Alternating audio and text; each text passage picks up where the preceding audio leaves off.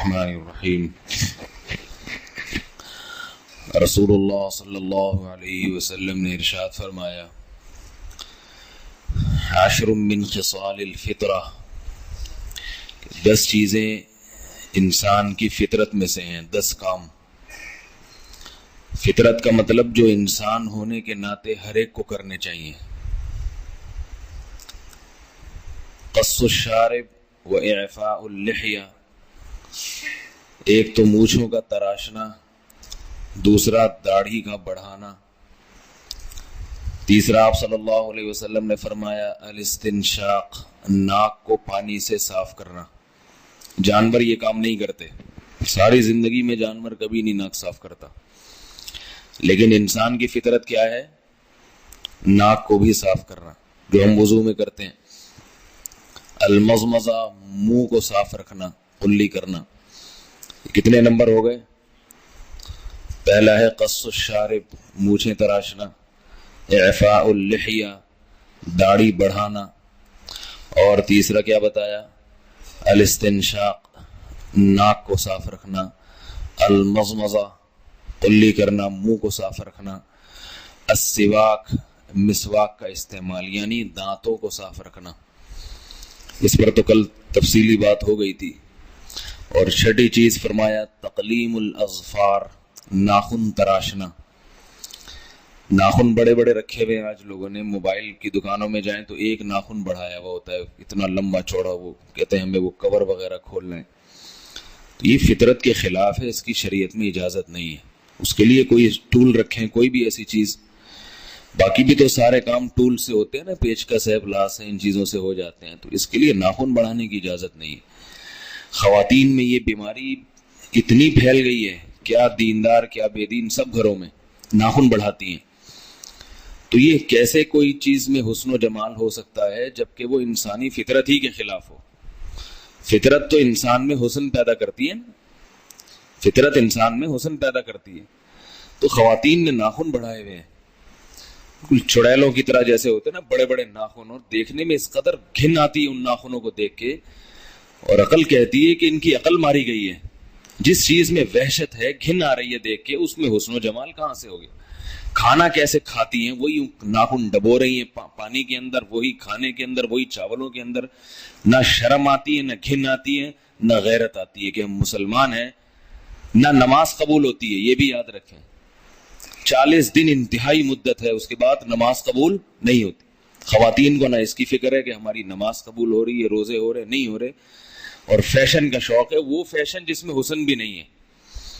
تو پہلے زمانے میں جو شاعر لوگ ہیں نا، جو اپنی محبوبہ کے انگلیوں کے پوروں کو کبھی انگور سے تشبیہ دیتے تھے، کبھی عناب سے، یہ پہلے تمثیلات ہوتی تھی شعر و شاعری میں، کہ محبوبہ کی جو انگلیوں کے پورے ہیں نا، پورے سمجھتے ہیں، یہ جو انگلیوں کے کنارے ہیں وہ کہتے ہیں عناب کی طرح ہیں۔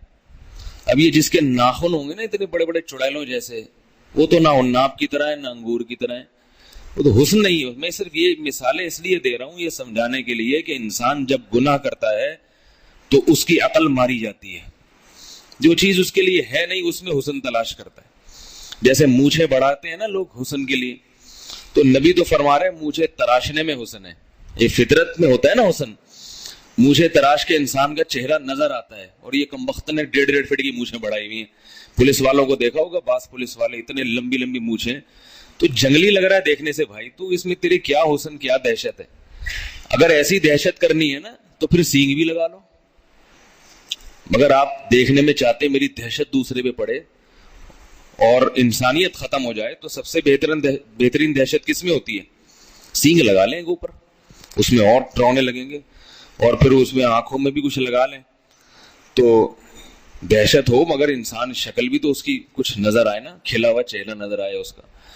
تو اللہ تعالیٰ نے انسان کو اس کی اجازت نہیں دی کہ جیسے چاہو بن جاؤ انگریزوں کی طرح۔ یہاں سے ایک شخص آیا، نبی صلی اللہ علیہ وسلم نے دیکھا کہ ایک شخص کے بال منڈے ہوئے ہیں ایک جگہ سے، جیسے بعض ہندو ایسا کرتے ہیں نا، پوری جگہ سے منڈوا لی، ادھر سے ایک لٹ نکلی ہوئی ہے۔ ہندوؤں میں ہوتا ہے، یہ فیشن ہے یا کوئی ان کے مذہب کا حصہ۔ آپ صلی اللہ علیہ وسلم نے دیکھا، منع کیا، فرمایا یا تو پورا سر مونڈو، پورے سر پہ اس طرح پھیرو، یا پورے سر پہ بال رکھو۔ آدھے پہ بال ہیں آدھے پہ نہیں. کبھی کبھار انٹرنیٹ پہ ایسی چیزیں نظر آ جاتی ہیں ادھر سے کٹا ہوا ہے ادھر سے نہیں. تو اس کی شریعت میں اجازت نہیں ہے اپنی شکل بگاڑنے کی. بالوں کی عجیب عجیب فیشن ہے. کبھی ایک چند دن سے کوئی صاحب نظر آ رہے ہیں عجیب جیسے گھونسلہ ہوتا ہے نا کبوتر کا, ایسے فیشن ہے. تو یہ اجازت نہیں ہے. بال بھی اللہ کے نبی نے جو طریقہ بتایا ہے, یا تو پورے سر پہ بال رکھیں پٹے والے پیچھے کی طرف لے جائیں, یا یہ کہ چھوٹے چھوٹے بال رکھیں لیکن سارے سر پہ برابر بال ہوں, یا یہ کہ بالکل سر منہ ڈالیں. تو یہ 3 کیفیات ہیں, اس کے علاوہ کی اجازت نہیں. خیر یہ موضوع سے ہٹ جائے گی بات, اس لیے میں اس کو مکمل کرتا ہوں. تو کتنے نمبر ہو گئے تھے ہے بھائی؟ 6 نمبر کہ تقلیم الاظفار, ناخنوں کو کاٹنا. گھروں میں اپنی بیوی گھر والوں کو, بیویوں کو, بچیوں کو سمجھانا چاہیے کہ بیٹا یہ جنگلیوں کا وحشیوں کا طریقہ, اب انسان ہیں درندے نہیں ہیں, ان کو کاٹ کے چھوٹا کرو. صفائی کے لیے اللہ کے نبی نے, اس میں صفائی ہو نہیں سکتی اس میں اس طریقے سے. تو لیکن خواتین مانتی نہیں ہیں اتنے آرام سے, یہ بھی بتا دوں, یہ بڑا مسئلہ اس دور میں بڑا مسئلہ ہے, کوئی بھی نہیں کسی کی مانتا. تو 7واں نمبر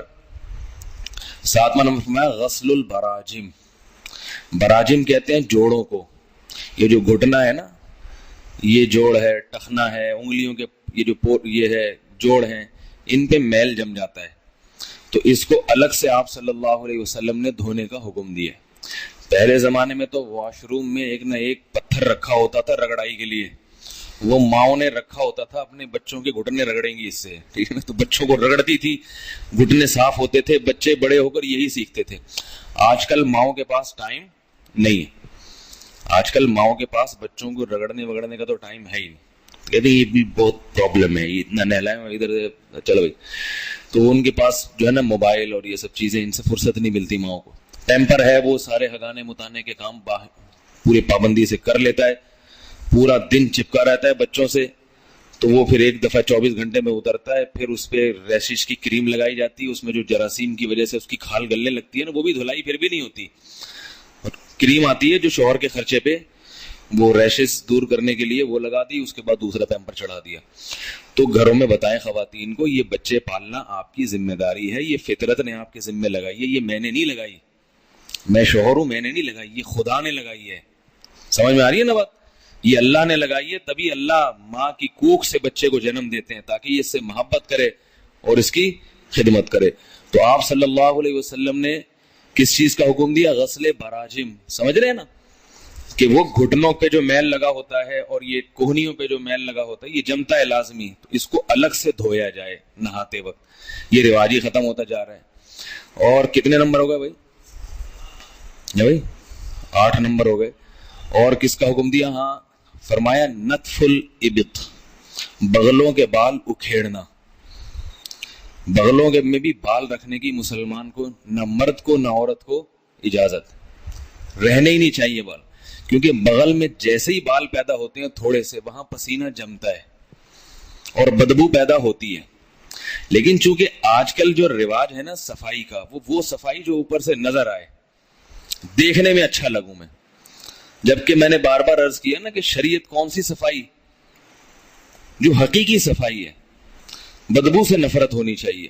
تو بغل میں جیسے ہی بال پیدا ہوں گے کتنی بھی صفائی رکھو ناممکن ہے, کیونکہ وہ جگہ ایسی ہے جہاں نمی فوراً پیدا ہوتی ہے. تو آپ صلی اللہ علیہ وسلم نے بال رکھنے کی اجازت نہیں دی. اور پھر کمال یہ ہے کہ وہاں کے بال کو مونڈنے کا حکم نہیں ہے اس طرح سے, کیونکہ بلیڈ سے جب بال مونڈے جاتے ہیں نا اور گھنے بال پیدا ہوتے ہیں, اس لیے اکھیڑنے کا حکم دیا ہے. ویکس وغیرہ ہوتا ہے نا آج کل, کسی چیز کے ذریعے اکھیڑے جا سکتے ہیں. اکھیڑنے میں فائدہ یہ ہوتا ہے کہ بال جڑ سے نکلتے ہیں. اور آپ تجربہ کر کے دیکھ لیں, اکھیڑنے کے بعد جب نوچے جاتے ہیں نا بال, 1-2 دفعہ تو بڑی سخت تکلیف ہوتی ہے, اس کے بعد عادی ہو جاتا ہے انسان.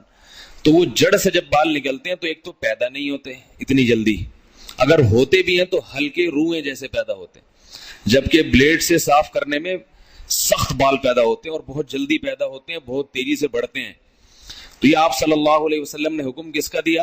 نتف کا, کہ ان کو کھینچ کے نکالا جائے. اب یہ ممکن ہے لوگ کہیں گے یہ تو ممکن نہیں ہے. بعض لوگوں کو میں نے بتایا کہ بھئی سنت یہی ہے, صحابہ کرام کا طریقہ, نبی صلی اللہ علیہ وسلم کا طریقہ یہی ہے, اور علماء صلحاء سب ایسے ہی کرتے آئے ہیں. تو اب جب لوگوں کو بتایا جاتا ہے تو وہ کہتے ہیں یہ تو ممکن نہیں ہے. ایک دو دفعہ کہتے ہیں ہم نے ٹرائی کی تو مرنے لگے تھے, کھال ادھڑنے لگی تھی. تو یاد رکھیں یہ نوبت اس لیے آتی ہے کہ بچپن سے اس کی عادت ڈالی نہیں جاتی, سمجھ رہے ہیں نا. تو وہ اس طرح سے بلیڈ سے صاف کر کر کے نا وہ اتنے سخت اور مضبوط ہو جاتے ہیں جھاڑیوں کی طرح. تو اس لیے اس کا پھر ایک طریقہ یہ ہے کہ بعض وہ کوئی لوشن اس قسم کے آتے ہیں, یہ میں ایک ہیلا بتا رہا ہوں, تدبیر, تاکہ اس کی جڑیں کمزور ہو جائیں, پھر آپ سنت طریقے سے نتف کر سکتے ہیں, کھینچ سکتے ہیں. ایک وقت آئے گا وہ جو ویکس وغیرہ کی چیزیں ہوتی ہیں نا, وہ لگا کے کپڑے سے کھینچ لیا جائے ایک دم طاقت کے ساتھ, تو ایک چیخ نکلے گی, سیٹ ہو جائیں گے, ایک دم آواز آئے گی اندر سے لاشعوری کہ پتہ نہیں کیا ہوا ہے نا, ایک تکلیف ہوگی لیکن وہ بال اکھڑ جائیں گے. تو چند ایک مرتبہ جب اس طرح کریں گے نا تو جڑیں کمزور ہو جائیں گی. پھر آپ انگلیوں سے بھی کھینچ سکتے ہیں.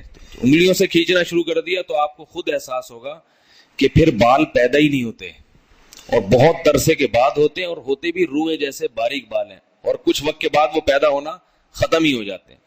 تو یہ آپ صلی اللہ علیہ وسلم کی سنت ہے, اس میں حکمت ہے, اس کی کوشش کرنی چاہیے. لیکن اگر یہ نہیں ہوتی تو کم از کم بلیڈ سے ہی کر لے, کرے ضرور. یہ بھی مرد کو بھی ہے, عورت کو بھی حکم ہے اس کا. کتنے نمبر ہو گئے بھائی؟ 9 نمبر ہو گئے. اور 10واں فرمایا حلق العانہ, زیر ناف بالوں کا حلق کرنا. حلق کہتے ہیں اس طرح سے صاف کرنا, اس میں اجازت ہے کہ اس طرح سے صاف کیا جائے, اس کو سنت ہے بلکہ یہ عمل. تو لیکن عورت کے لیے جو زیر ناف بال ہیں اس میں اس طرح سے صاف کرنا مکروہ ہے. اس کو اس حداد کا حکم, وہ ہے استحداد کا لفظ آتا ہے کہ وہ جو ہے نورا کا ہے, کہ چونا وغیرہ, یہ کوئی ایسی چیز جو آج کل عورت خواتین زیادہ بہتر جانتی ہیں, اس سے جو ہے بال بھی صاف ہو جاتے ہیں. لیکن مرد کے لیے حکم کیا ہے؟ بلیڈ وغیرہ سے وہ کریں. تو یہ 10 چیزیں آپ صلی اللہ علیہ وسلم نے انسان کی فطرت بتائی ہیں, انسان کی. تو چونکہ مسلمان کو اسلام فطرت ہی کا دوسرا نام ہے, اس لیے مسلمان کو خصوصی طور پر ان 10 کاموں کا حکم دیا گیا. تو اس کا اہتمام کرنا چاہیے. اور ان تمام چیزوں کا تعلق کس سے ہے؟ صفائی سے, ستھرائی سے. یہ رہے گا تو اندر کا جسم صاف رہے گا.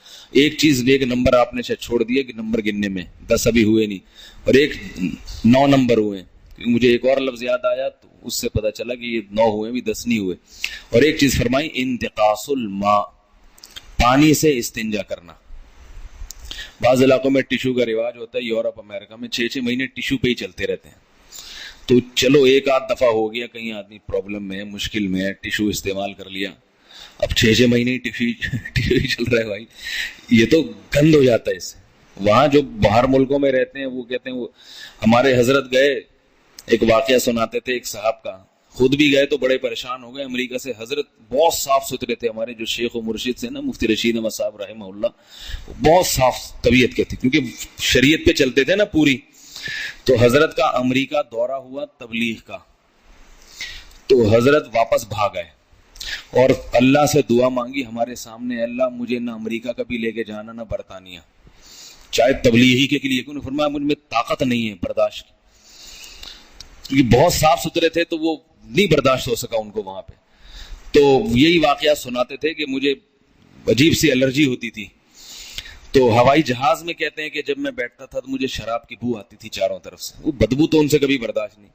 فرماتے ہیں جس دن امریکہ سے سعودیہ ایئر لائن میں بیٹھے ہیں سعودی عرب آنے کے لیے, سعودیہ کے جب جہاز میں بیٹھے ہیں تو خوشبو کے جھونکے آئے ہیں, صحیح ہے نا.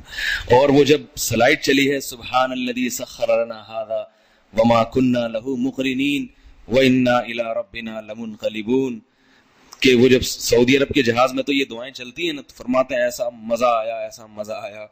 کافی عرصے کے بعد کوئی اللہ کا کلام سنا تھا جہاز میں بیٹھ کے, ورنہ ان کے جہاز میں وہ ٹش پشی چلتی رہتی تھی, جو ہے نا انگلش میں. دعائیں تو ہوتی نہیں نا, اللہ کی حمد و ثنا ہے, کچھ نہیں ہے.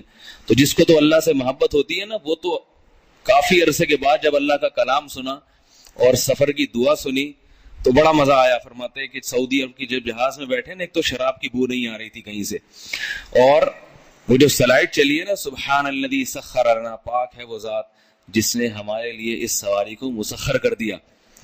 اور وما كنا له مقرنین, ہمارے بس میں طاقت نہیں تھی کہ ہم اس کو لگام دے دیتے. انا الی ربنا لمنقلبون, اور ایک دن ہم نے اپنے رب کی طرف لوٹ کر جانا ہے. تو یہ نعمتیں, یہ بہاریں ان کے ہاں تھوڑی ہیں. تو جہاز میں بیٹھے اڑ گئے, نہ اللہ کی حمد و ثنا, نہ اللہ کے رسولوں پر درود کچھ بھی نہیں ہے، نہ سبحان اللہ نہ الحمدللہ. تو وہ 6 مہینے میں بھاگ آئے. اور تو یہ جو ہمارے والے ہیں نا یہ بھی ایسے ہی ہو جاتے ہیں وہاں جا کے. تو ظاہری صفائی تو وہاں ان ملکوں میں بہت ہے، ہم سے زیادہ ہے، کچرا نظر نہیں آئے گا. لیکن شریعت میں ظاہری صفائی بھی ہے، اور ظاہری سے زیادہ زور ہے اندرونی صفائی پر. ظاہر پہ بھی ہے مگر زیادہ زور کس پر ہے؟ اندر کا پہلے صاف ہونا چاہیے. تبھی میں نے بتایا نا سب سے زیادہ زور کس پر ہے؟ دانتوں کی صفائی پر. وہ 5 دفعہ صاف کرو. تو یہ مزاج کو صاف رکھنے کی ضرورت ہے. تو اس لیے یہ جو 10ویں چیز میں نے بتائی، یہ ترتیب آگے پیچھے ہو سکتی ہے. انتقاص الماء، پانی سے استنجا کا معمول بنایا جائے. کبھی کبھار تو ٹشو مشو چل جاتا ہے یا ڈھیلے سے کر لیا، ضرورت ہوتی ہے، بعض دفعہ سفر میں ہوتا ہے انسان، لیکن اس کو روٹین نہ بنایا جائے، اس سے گندگی پھیلتی ہے. اللہ تعالیٰ سمجھنے کی عمل کی توفیق عطا فرمائے. خواتین کو چاہیے گھروں میں بچوں کو بچپن سے یہ چیزوں کی عادت ڈالیں. ما علینا الا البلاغ.